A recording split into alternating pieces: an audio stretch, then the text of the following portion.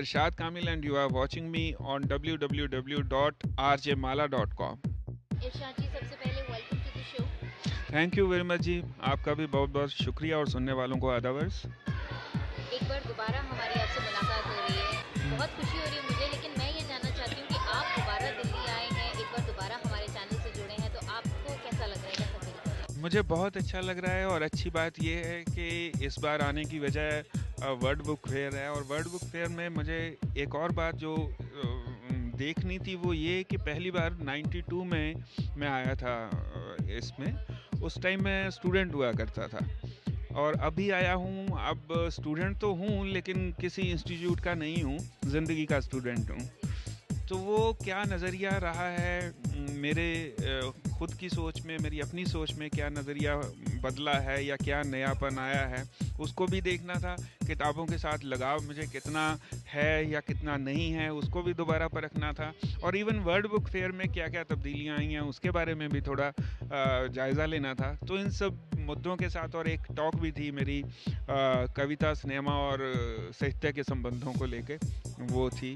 तो ये सब सिलसिले थे जो मुझे दिल्ली ले आए। आपने काफ़ी सारी चीज़ों की टेस्टिंग करनी थी इस वर्ल्ड बुक फेयर में, तो कितना चेंज पाया अपने आप को और कितना चेंज पाया इस बुक फेयर में? पहली बात ये कि ये बहुत ही वसी हो गया है, बहुत बड़ा हो गया है, बहुत अच्छी बात है। बहुत अच्छे ज़्यादा बहुत पब्लिशर्स जुड़ने लग गए हैं। ये इसका एक्सपेंशन एक अपने आप में पैनोरामिक है बहुत। और दूसरे, जहाँ तक मेरे नज़रिए की बात है, पहले मैं ज़्यादा सिलेबस की किताबों पे ध्यान देता था जो नहीं मिलती थी आम दुकानों पे, वो यहाँ ढूंढता था। और अब मुझे लगता है मेरा टेस्ट भी बदला है। अब मैं वर्ल्ड लिटरेचर की तरफ थोड़ा ज़्यादा झुकाव है, हिंदी साहित्य के साथ साथ और या अपनी क्षेत्रीय भाषाओं के साथ साथ दुनिया में क्या हो रहा है, क्या लिखा जा रहा है, किस तरह का लिखा जा रहा है, थोड़ी वो भी एक खोज रही है मेरे साथ इस बार। इरशाद जी, जानना चाहेंगे आपकी जो फिल्में अब एक तो रिलीज हो गई, एक होने वाली है, गुंडे और तेरी, जी, कितने एक्साइटेड हैं और कितनी होप्स हैं आपको दोनों फिल्मों मैं अपना काम बहुत मेहनत से करता हूँ माया जी। और अच्छी बात ये है कि मेरा काम लोगों को ज़्यादातर पसंद आ जाता है। जैसा कि गुंडे पिक्चर पिछले हफ्ते रिलीज़ हुई है, मेरे गाने लोगों को पसंद आए, वो भले तूने मारी एंट्रियाँ हो, भले वो सलाम इश्क गुम हो, भले वो जिया हो। अब अगले हफ्ते हाईवे रिलीज़ होने वाली है तो पटाखा गुड्डी आगे मतलब पहले ही काफ़ी मकबूल हो चुका है। रहमान सर का गाया हुआ माही वे लोगों को काफ़ी पसंद आ रहा है।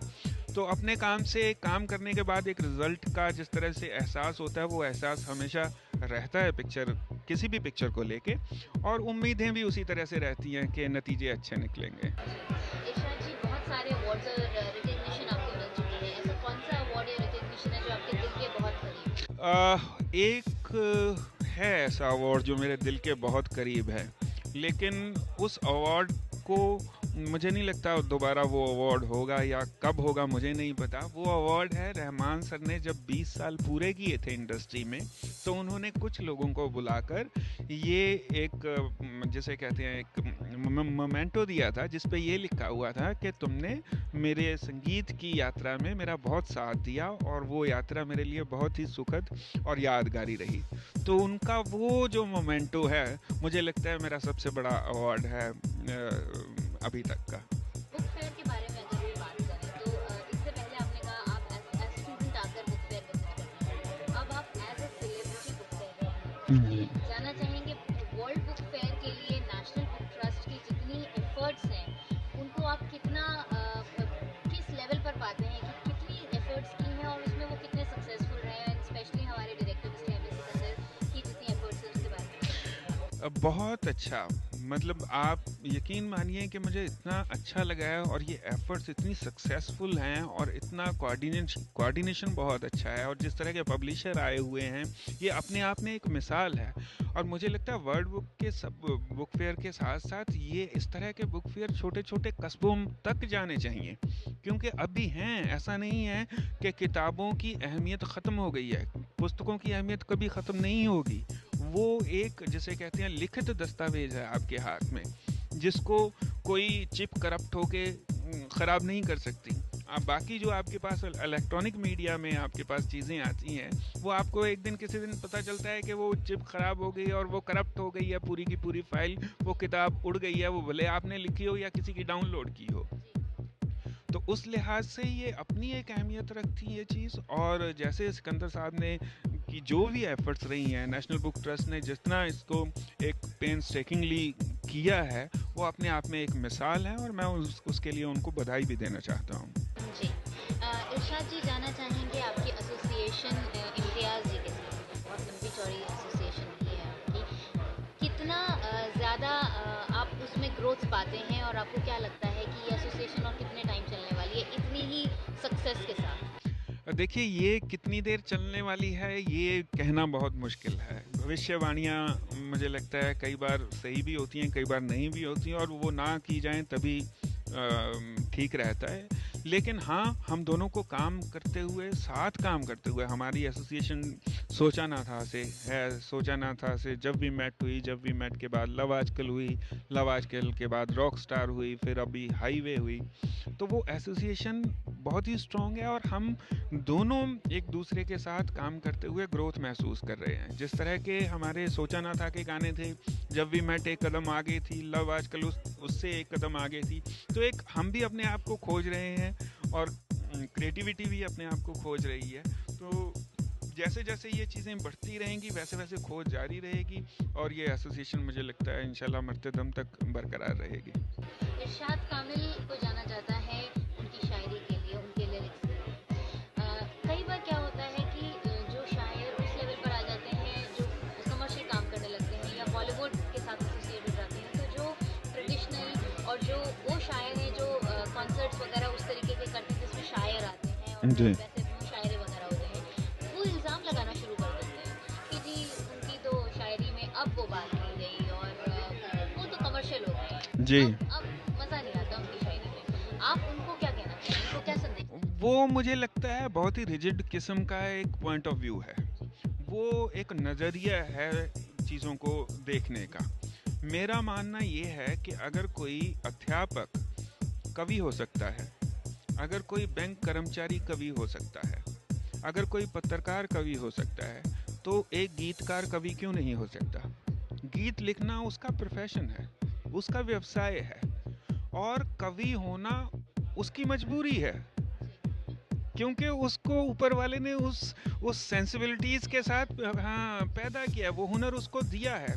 आप सिर्फ इस वजह से कि उसकी बतौर गीतकार मशहूरी ज़्यादा है, प्रसिद्धि ज़्यादा है, इसलिए आप उसको नकार नहीं सकते हैं, और बल्कि इसको अप्रिशिएट करना चाहिए कि साहित्य में भी एक अच्छा खासा दखल रखता है इंसान, और उस तरह के प्रोफेशनल गीतकारी में भी दखल रखता है। ये ज़्यादातर प्रॉब्लम हिंदी वालों को है। देखिए, साहिर साहब जितने अच्छे अदबी शायर थे, उतने ही अच्छे गीतकार भी थे। उर्दू वालों को ये परेशानी नहीं है। या फिर आप कह लीजिए कि मजरू सुल्तानपुरी साहब जो थे, उतने ही अच्छे शायर थे। कमर जलालाबादी साहब उतने ही अच्छे शायर थे। शकील बदायूनी साहब उतने ही अच्छे शायर थे जितने अच्छे गीतकार। तो ये हिंदी में जब आता है, वो जब गोपाल दास नीरज फिल्में लिखने लगते हैं, तो गोपाल दास नीरज को साहित्य से थोड़ा अलग कर दिया जाता है। फनीश्वर नाथ रेणु जब कहानी लिखने आते हैं, तो उनको अलग कर दिया जाता है। मुझे लगता है ये हिंदी वालों के साथ एक ख़ास किस्म की एक मेंटलिटी है जो उनको नहीं छोड़ रही है, जिसके बारे में मुझे नहीं लगता कि उसको उसी तरह से, उसी सोच के साथ चलना चाहिए। इसको बदलने की ज़रूरत है। इरशाद जी, छोटे-छोटे सवाल, छोटे-छोटे जवाब। जी जी। आपकी लेटेस्ट फेवरेट बॉलीवुड फिल्म कौन सी है? मेरी लेटेस्ट फेवरेट बॉलीवुड फिल्म है Raanjhanaa. Your latest favourite Bollywood actress? Deepika Padukone. वो एक्ट्रेस जिनके साथ आप चाहेंगे कि आपका एक बार अफेयर हो जाता तो मजा आ जाता? मधुबाला। आपके latest favourite Bollywood actor? Ranveer Kapoor. आपका पहला अफेयर किनके साथ हुआ था? उनका नाम याद नहीं। काफी सारे हुए थे। बहुत सारे हुए थे, बहुत सारे हुए। ये एक उम्र वो भी होती है ना, जब आपको हर तीसरे दिन किसी से प्यार हो जाता है। वो उसको इन्फैचुएशन कहते हैं या क्या कहते हैं मुझे नहीं पता, लेकिन ये है कि एक सच्चा जैसे प्यार वाली बात है, वो उसका मुझे सच में नाम याद नहीं है, वो स्कूल में थी। Your favourite book? मेरा दागिस्तान, रसूल हमजादों की लिखी हुई। Your favourite writer? My favourite, every writer is favourite for me, जो भी मैं पढ़ता हूँ। बट अल्टीमेटली अगर आप पोइट्री में बात करती हैं कंटेम्प्रेरी, तो बशीर बदर मुझे बहुत अच्छे लगते हैं। पंजाबी पोइट्री में बात करती हैं तो सुरजीत वातर बहुत अच्छे लगते हैं। जापानी पोइट्री की बात करती हैं तो काजू को अच्छे लगते हैं। और अगर रशियन पोइट्री की बात करती हैं तो रसूल हमजा तो अच्छे लगते हैं। और जर्मन पोइट रिल्के भी अच्छे लगते हैं। मतलब काफी काफी शायरी और काफी सारी बुक्स वगैरह आप पढ़ते रहते हैं। जी। इरशाद जी, आपकी वो इच्छा, वो तमन्ना जो अभी तक पूरी नहीं हुई? जी, वो ये कि मैं गीतकार नहीं बने रहना चाहता, मैं कुछ और करना चाहता हूँ। वो कुछ और क्या है उसको मैं ढूंढ रहा हूँ। एक इच्छा इस तरह की है कि मैं कुछ एक कंप्लीट वर्क करके जाऊँ। जैसे गीतकार का काम थोड़ा एक लिमिटेड काम है एक फिल्म में, एक होलसम वर्क करके जाऊँ। Describe Irshad Kamil in a few lines. उड़ती हुई निगाह से भला क्या जान सकोगे, इबारत हैं जिंदगी की, हम अखबार नहीं हैं। इरशाद जी, एक छोटा सा हमारा सेगमेंट होता है जिसमें मैं एक इनकम्प्लीट लाइन बोलती हूँ और हमारे गेस्ट उसे कंप्लीट। जी। मेरा लिखा हुआ वो साहित्य या मेरी वो शायरी जो मुझे ऐसा लगता है मैंने सबसे अच्छी लिखी है, वो है वो बेरियां। मेरा वो काम जो मुझे लगता है कि मैंने कुछ खास अच्छा नहीं किया, वो बहुत सारे ऐसे गाने जो मुझसे ज़बरदस्ती लिखवाए गए। जैसे जैसे मतलब कुछ गाने ऐसे हैं जिनके साथ आप वैचारिक तौर से सहमत नहीं होते। वैचारिक तौर से सहमत मतलब जैसे गुंडे का ये भी गाना है, तूने मारी एंट्रियाँ। जैसे अपना एक्शन रिप्ले का वो गाना है, शादी बन गई उम्र कैद की सज़ा। नहीं लिखवाया गया फिर भी आपने लिखा। वो I mean, आप नहीं लिखना चाहते थे फिर भी लिखा। नहीं, वैचारिक तौर से आप सहमत नहीं होते, क्योंकि आप किसी कैरेक्टर के लिए गाना लिख रहे होते हैं तो आप बिल्कुल वो लिखते हैं। बॉलीवुड की वो खास बात जो आपको सबसे ज़्यादा पसंद है? मुझे लगता है क्रिएटिविटी की डिस्कशंस जो कभी मेकिंग में नहीं आती, जो कहीं दिखाई नहीं जाती, जो पर्दे के पीछे रह जाती हैं, वो एक्चुअली जान है बॉलीवुड की, और वही पसंद है मुझे। बॉलीवुड की वो बात जो आपको बिल्कुल पसंद नहीं है? दिखावा। दिखा बहुत सारी बातें हैं वैसे। हाँ, नहीं, बहुत सारी बातें हैं। जैसे दिखावा मुझे बॉलीवुड में पसंद नहीं है। जैसे बॉलीवुड को उस तरह से ओवर व्यावसायिक कर देना, ओवर कमर्शियलिज्म मुझे बहुत ज़्यादा पसंद नहीं है। जैसे चीज़ों को जो नहीं है उस तरह से प्रमोट करना, इन द सेंस आप कोई गाना ऐसा दिखाते हैं या प्रोमो ऐसा दिखाते हैं जिससे पिक्चर का मूड और माहौल वैसा लगता है, लेकिन असल में वो वैसा होता नहीं। जी। वो मोमेंट जो आपको बहुत इमोशनल कर देते हैं? जब भी मैं कोई रिश्तों पे गाना लिखता हूँ तो मैं अक्सर इमोशनल हो जाता हूँ। वो भले प्रेम संबंध हो, भले वो सामाजिक संबंध हो, भले वो किसी और तरह का कोई संबंध हो। वो काम जो मैं ज़िंदगी में कभी नहीं करना चाहूँगा, वो होगा? वो काम जिसको मेरा ज़मीर इजाज़त नहीं देता, मैं कभी नहीं करना चाहूँगा। अगर मैं इरशाद कामिल राइटर नहीं होता तो मैं होता? पत्रकार। इरशाद जी, आपने हमें इतना टाइम दिया उसके लिए थैंक यू सो मच। बहुत बहुत शुक्रिया, बहुत बहुत धन्यवाद जी आपका भी और इस प्रोग्राम को देखने वालों का भी।